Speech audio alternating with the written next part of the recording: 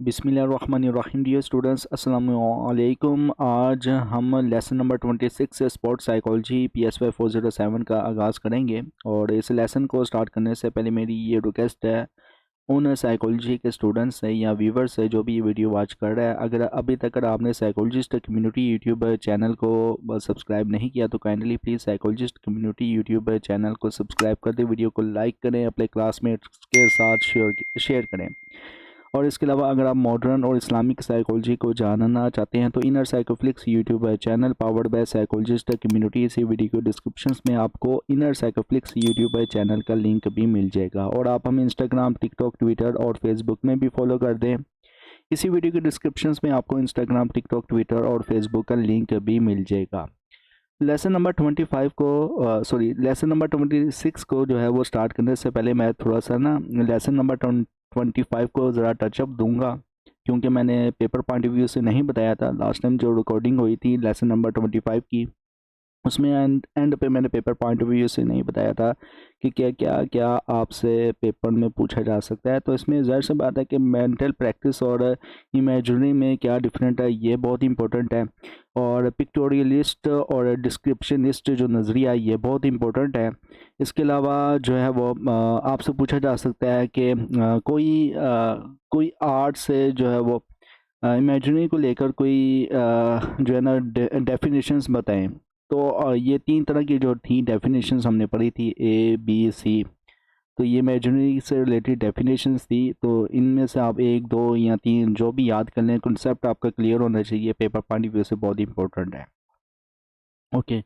इसके अलावा हैले एंड वाइट हाउस जो 1998 में इन्होंने जो रिपोर्ट किया था अपनी स्टडी में, क्या रिपोर्ट किया था, ये इमेजिनरी को लेकर ये बहुत इंपॉर्टेंट है। और ये आपसे एग्जांपल्स देकर भी पूछा जा सकता है, MCQs में भी पूछा जा सकता है ओवरऑल। अच्छा, और इसके अलावा आपसे skill level of the athletes के मुताबिक इमेजिनरी होनी चाहिए मेंटल प्रैक्टिस को लेकर।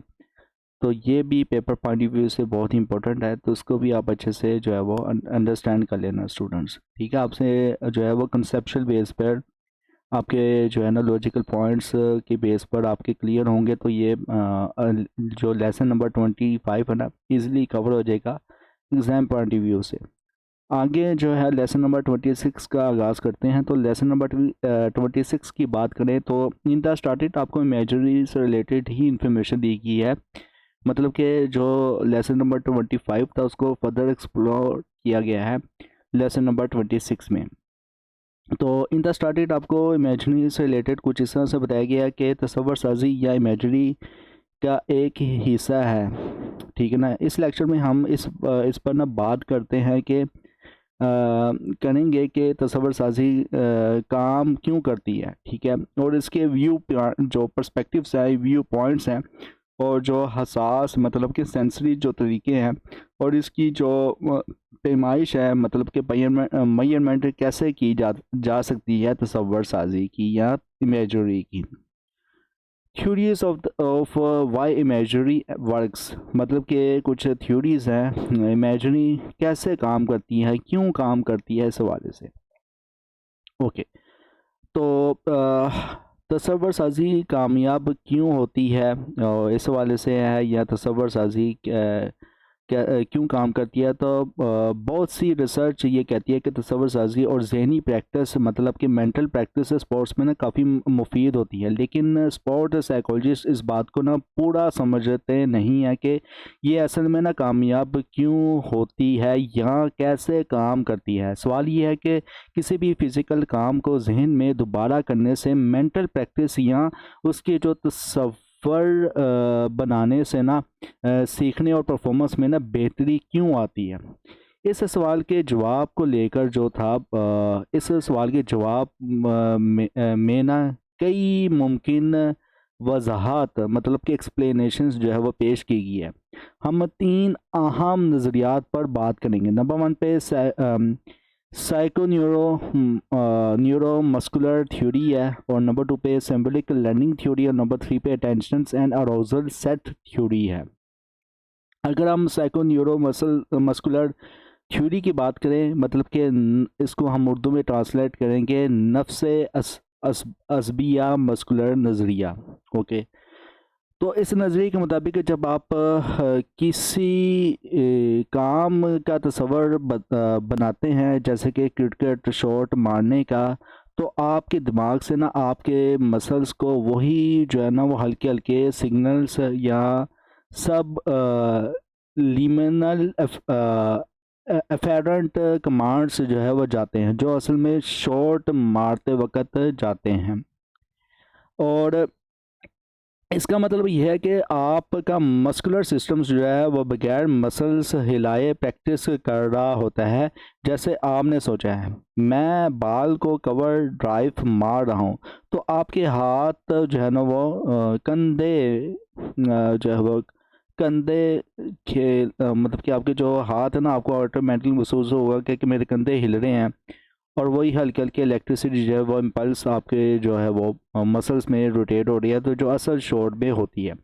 इसलिए ये थ्योरी कहती है कि ज़हनी रिहर्सल जो है वो फिज़िकल परफॉर्मेंस को बेहतर करने में मदद देती है, क्योंकि मसल्स को प्रैक्टिस मिल जाती है। ओके। मिसाल के लिए सोचिए आप घर में बैठ कर ना पियानो सीख रहे हैं। आप पियानो के कीज़ को छुए बिना उस पर उंगलियां हिलाने का जो है वह तस्वर बना रहे हैं। मतलब कि ऊपर जो होता है ना पियानो बजाते हैं, अगर आपने देखा होगा तो पियानो को, तो इसलिए आप तस्वर करें कि उंगलियों से बजा रहे हैं। अगर आप तस्वर करें तो इस सोच से आपके दिमाग से ना आपकी उंगलियों के जो मसल्स को ना सिग्नल्स जाएगा, जिससे उन्हें मूवमेंट्स की प्रैक्टिस हो जाएगी, उंगलियों की प्रैक्टिस हो जाएगी कि किस तरह से पियानो बजाना है। इस थ्योरी को ना सबसे ज़्यादा मकबूल की माना गया है, मतलब कि एक्सेप्टेबल थ्योरी मानी गई है। तो ये आपसे पूछा जा सकता है कि साइकोन्यूरोमस्कुलर थ्योरी सबसे ज़्यादा कौन सी इमेजिनरी की थ्योरी लेकर एक्सेप्टेबल है, तो साइकोन्यूरोमस्कुलर थ्योरी जो है वो एक्सेप्टेबल है। आगे सिंबॉलिक लर्निंग थ्योरी की बात करें तो सिंबॉलिक लर्निंग थ्योरी की मतलब कि इसको हम कहेंगे रमज़ी सीखने का नज़रिया। ठीक है, उर्दू में हम इसे कहेंगे रमज़ी सीखने का नज़रिया। तो ये थ्योरी पहले वाले से जो है वो थोड़ी अलग है, साइको न्यूरोमस्कुलर थ्योरी से थोड़ी सी अलग है। और ये कहती है थ्योरी के मेंटल प्रैक्टिस और तसव्वुर साजी इसलिए काम करती है कि इससे आप अपने एक्शन से के पहले से प्लानिंग कर लेते हैं। आप अपने मोटर से सीक्वेंस, मतलब के काम करने के तरीके, टास्क, गोल्स क्या हासिल करना है, और दूसरे जो सॉल्यूशंस को ना ज़हनी तौर पर सोच लेते हैं, पहले से तैयार कर लेते हैं जब तक फिज़िकल काम करना हो। मिसाल के लिए क्रिकेट का एक बॉलर सोचता है कि वो बैट्समैन को ना आउट कैसे करेगा। वो जहन में सोचता है पहला जो बॉल है योकर्स, फिर एक बाउंसर, फिर एक ऑफ कटर। वो इस सीक्वेंस को अपने जहन में बार बार दोहरा कर उसे अपने अपने लिए ना एक प्लान, मतलब कि ब्लू प्रिंट्स बना लेता है। जब ग्राउंड पर जाएगा तो उसे ना पता होगा कि क्या करना है। इस तरह तस्वर साजी एक कोग्निटिव मतलब जहन की प्लानिंग होती है। इसके अलावा जो है वो थर्ड नंबर पर attention and arousal set theory है। तो attention and arousal set theory को हम कहेंगे तवज्जो और जोश का नज़रिया। इसको हम उर्दू में इस तरह से बात करेंगे। Okay. Attentions and arousal set theory की बात करें तो ये थ्योरी पहले दोनों थ्योरीज को ना जोड़ती है। मतलब कि एक तो हमने साइको न्यूरोमस्कुलर थ्योरी की बात की है और दूसरी जो है सिंबॉलिक लर्निंग थ्योरी की बात की है, तो ये दोनों को जोड़ लेती है। ठीक है, ये दोनों थ्योरीज को जोड़ती है और फिर अपना नज़रिया पेश करती है कि इसके मुताबिक तस्वर साजी दो तरीक़ों से परफॉर्मेंस बेहतर करती है।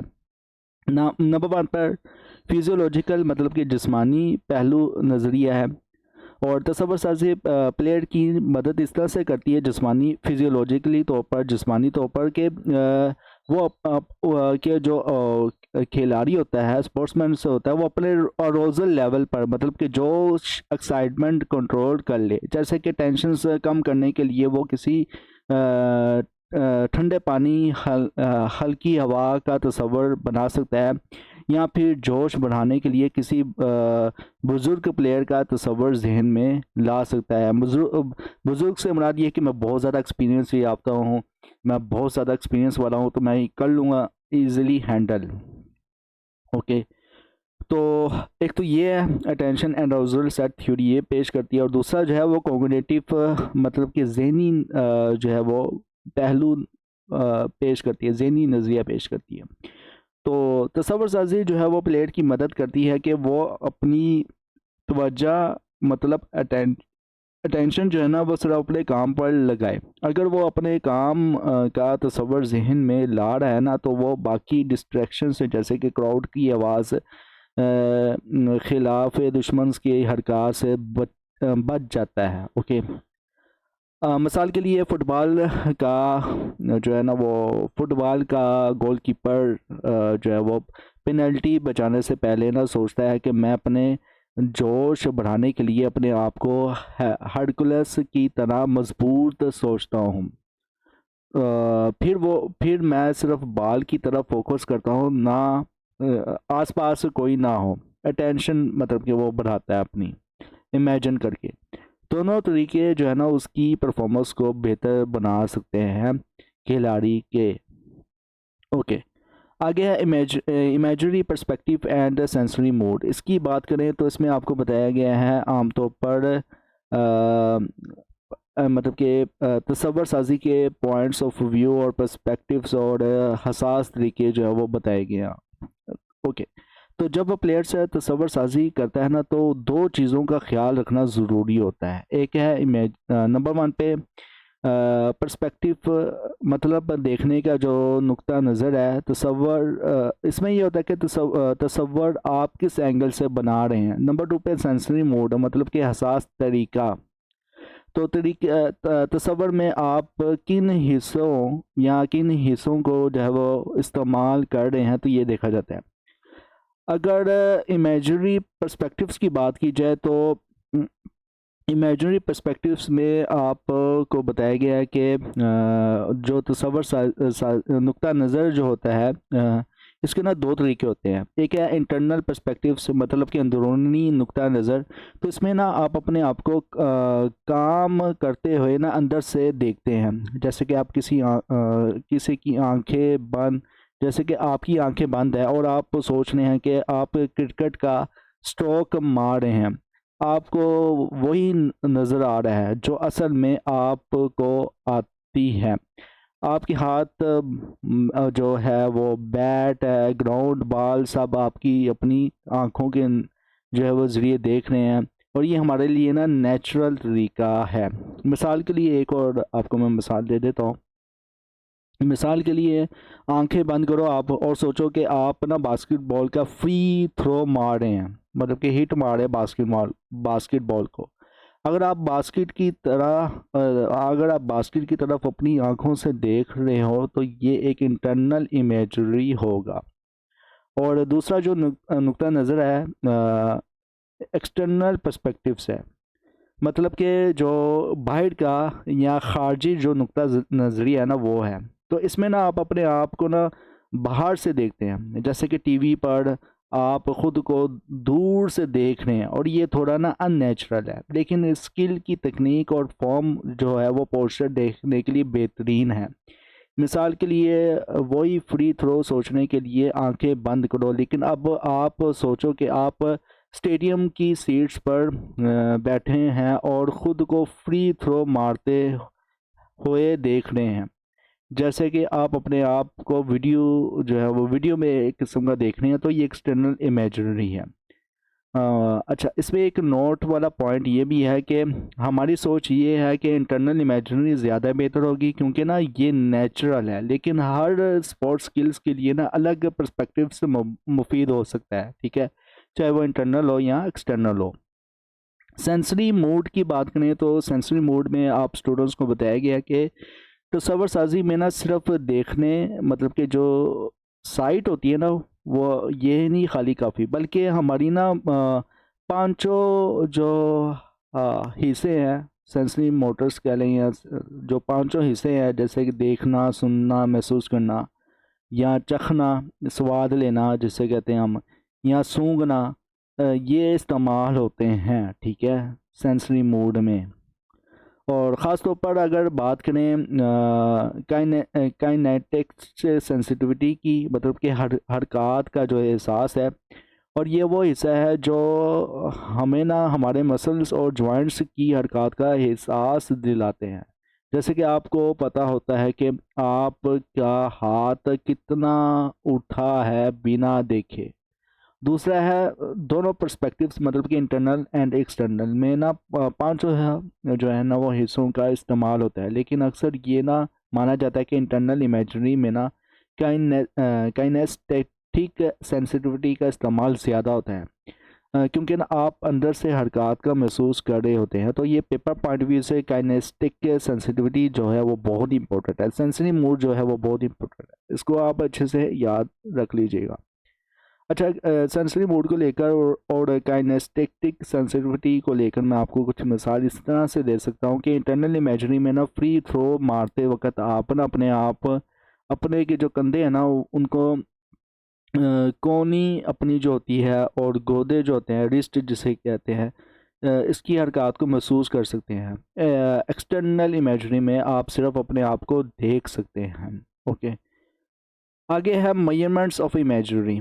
तो इसकी बात करें तो तस्वर साजी की मुख्तलिफ पहलू को अपने मेयर्स के लिए ना दुनिया में जो है वो कई सवाल जो है वो बनाए गए हैं, और इनसे ना पता चलता है कि प्लेयर्स तस्वर साजी को कितना अच्छे और किस तरह इस्तेमाल करते हैं। और इसमें ये भी है कि इस नंबर वन पे कि इन सवालों जितने भी आपको ये स्केल दिए गए हैं तस्वर साजी को किस तरह से पैमाइश किया जाए, तो ये मुख्तलिफ स्केल्स हैं, और इनके स्केल्स के जो राइटर्स हैं उनके आगे नाम दिए गए हैं। ये राइट साइड पे आपको नाम दिए गए हैं और लेफ़्ट साइड पे जो है वो स्केल्स के नाम दिए गए हैं। ठीक है, उनके बनाने वालों, इन स्केल्स के बनाने वालों का नाम राइट साइड पे, जैसे कि रिचर्डसन 1969 में इन्होंने Gordon test of imaginary controls के नाम से स्केल बनाया था। तो आप ये पीडीएफ या जो है गूगल से इजीली निकाल सकते हैं। ओके, तो इन स्केल का मकसद क्या है? एक्चुअल में ना इन स्किल्स में ना कुछ सवालात होते हैं कि जैसे कि क्या आप अपने फेवरेट स्किल्स का तस्वर आसानी से बना पाते हैं, क्या आपको उन फील भी होता है अगर आप बना पाते हैं तो। नंबर टू पे कुछ इस तरह के भी सवाल होते हैं कि ये टेस्ट प्लेयर्स और कोचेस की मदद करते हैं कि वो जो जान सके कि किस प्लेयर को किस किस्म के तस्वर साजी की जो है ट्रेनिंग की ज़रूरत है। ठीक है, तो ऑलमोस्ट ये नीचे मशहूर आपको स्केल के नाम और इनके स्केल्स के जो राइटर्स हैं उनके नाम भी साथ में दिए गए हैं। और ये था आपका लेसन कैसा लगा कमेंट्स में लाजमी बताएं। और पेपर पॉइंट ऑफ व्यू से सेंसरी मूड बहुत इंपॉर्टेंट है। मेजरमेंट ऑफ इमेजरी को लेकर आपसे पूछा जा सकता है कि एक दो स्केल के नाम बताएं, तो ये भी पेपर पॉइंट ऑफ व्यू से बहुत इंपॉर्टेंट है। तो आप दो तीन स्केल्स के नाम याद रख लेना। इसके अलावा आपसे इंटरनल इमेजरी और एक्सटर्नल इमेजरी में क्या डिफरेंट है, ये पेपर पॉइंट ऑफ व्यू से बहुत बहुत इंपॉर्टेंट है। और आपसे पूछा जा सकता है कि इंटरनल इमेजरी और एक्सटर्नल इमेजरी की जो है ना डिफरेंस एग्जांपल के साथ वाजिया करें। ओके, और इमेजिनरी पर्सपेक्टिव्स के दो टाइप्स बताएं तो इंटरनल और एक्सटर्नल पर्सपेक्टिव्स, या इंटरनल या एक्सटर्नल इमेजिनरी जो है वो इमेजिनरी पर्सपेक्टिव्स की टाइप्स हैं। इसके अलावा आपसे इन इमेजिनरी पर्सपेक्टिव्स और सेंसरी मूड में क्या डिफरेंट है, ये भी पेपर पॉइंट ऑफ व्यू से बहुत इंपॉर्टेंट है। आप इसको अच्छे से याद रख लेना स्टूडेंट। और इसके अलावा attention and arousal set theory में फिजियोलॉजिकल पर्सपेक्टिव से और क्या कहता है, ये पेपर पॉइंट ऑफ व्यू से बहुत इंपॉर्टेंट है। और साइको न्यूरोमस्कुलर थ्योरी और जो सिंबॉलिक लर्निंग थ्योरी, इनमें क्या डिफरेंट है, पेपर पॉइंट ऑफ व्यू से बहुत इंपॉर्टेंट है। और आपसे ये भी पूछा जा सकता है कि attention and arousal set theory में कौन सी दो थ्योरी मिलकर जो है वो शामिल हैं। तो सिंबॉलिक लर्निंग थ्योरी और साइको न्यूरोमस्कुलर थ्योरी जो है वो attention and arousal set theory के अंदर शामिल है। ओके, तो ये कुछ मैंने हाईलाइट किए हैं पॉइंट, तो इनको आप अच्छे से अंडरस्टैंड कर लेना, पढ़ लेना, कॉन्सेप्ट क्लियर कर लेना। इंशाल्लाह मिलते हैं नेक्स्ट लेसन में। Till then thank you so much. Allah हाफिज़।